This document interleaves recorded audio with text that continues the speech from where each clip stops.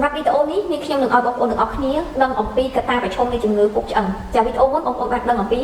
បញ្ហាពុកឆ្អឹងខ្លះៗមកហើយអាស្រ័យទៅលើទម្ងន់របៀបនៃការរស់នៅការផឹកគ្រឿងស្រវឹងច្រើនពេកឬក៏ផឹកគ្រឿងស្រវឹងជាប្រចាំជាពិសេសអ្នកជក់បារីព្រមទាំងកង្វះអាហារូបត្ថម្ភការប្រើប្រាស់ថ្នាំមួយចំនួនមានអ្នកមានជំងឺរ៉ាំរ៉ៃនិងអ្នកជំងឺនៅស្ងៀមដែលអត់មានចលនាអីសោះមិនថាចលនាដៃជើងអីជាដើមលើសពីនេះមានកត្តាប្រឈមខ្ពស់នាំឲ្យអ្នកមានជំងឺនេះណាគឺយើងចែកចេញជាពីរទៀតចាកត្តាប្រឈមដែលជាមិនផុតនោះទី1គឺភេទហ្នឹងគឺយើងបាននិយាយទៅលើអ្នកដែលភេទស្រីអញ្ចឹងស្ត្រីគឺងាយប្រឈមគ្រោះថ្នាក់ជាងបុរសមែនទែនអញ្ចឹងហើយបើសិនជាយើងជាមនុស្សស្រីជាពិសេសចូលវ័យអស់រដូវត្រូវតែរកវិធីក្នុងការថែទាំសុខភាពឲ្យបានល្អជាពិសេសសុខភាពឆ្អឹងនឹងតែម្ដងសម្រាប់ទី2គឺអាយុកាន់តែចាស់កាន់តែហានិភ័យខ្ពស់នៃបញ្ហាពុកឆ្អឹងនឹងតែម្ដងសម្រាប់ទី3គឺរូបរាងអញ្ចឹងរាងស្ដើងពេកនឹងងាយប្រឈមមួយបញ្ហាបាក់ឆ្អឹងដូចគ្នាប្រវត្តិគ្រួសារធ្លាប់កើតមានជំងឺនេះពីមុនមកឬក៏ព្រមទាំងធ្លាប់គ្រោះថ្នាក់បាក់ឆ្អឹងសុទ្ធតែជាកត្តាហានិភ័យកាន់តែខ្ពស់មកឲ្យកើតមានជំងឺនេះចាចំពោះកត្តាប្រឈមទី2ធំទី2នោះគឺយើងអាចការពារបានដែលន័យថាយើងអាចជៀសផុតបានទេអញ្ចឹងទី1កត្តាអរម៉ូនភេទបុរសនិងស្ត្រីពេលណាខ្វះអរម៉ូនទាំងពីរងាយរងគ្រោះណាស់កើតមានជំងឺ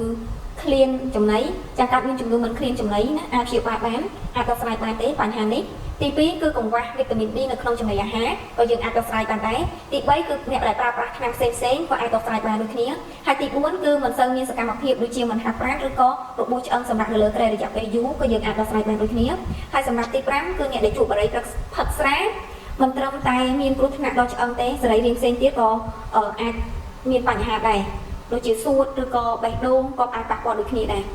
ហើយដើម្បីដោះស្រាយបញ្ហានេះបានណាបងប្អូនត្រូវតែដឹងអំពីកត្តាប្រឈមនេះនឹងឯងអញ្ចឹងកាលណាបងប្អូនដឹងពីកត្តាប្រឈមបងប្អូនអាចការពារក៏ដោះស្រាយបានដែរចាខ្ញុំចង់ចែករំលែកចំណុចមួយទៀតគឺរបៀបនៃការរស់នៅដើម្បីការពារឲ្យផុតពីបញ្ហាជំងឺពុកឆ្អឹងនេះចាផ្លាស់ប្ដូរទម្លាប់រស់នៅនិងវិធីព្យាបាលនៅផ្ទះមួយចំនួនណាយើងអាចបង្ការនិងគ្រប់គ្រងស្ថានភាពជំងឺបានជួបពិគ្រោះជាមួយនឹងពេទ្យពីស្ថានភាពជំងឺឲ្យបានទៀងទាត់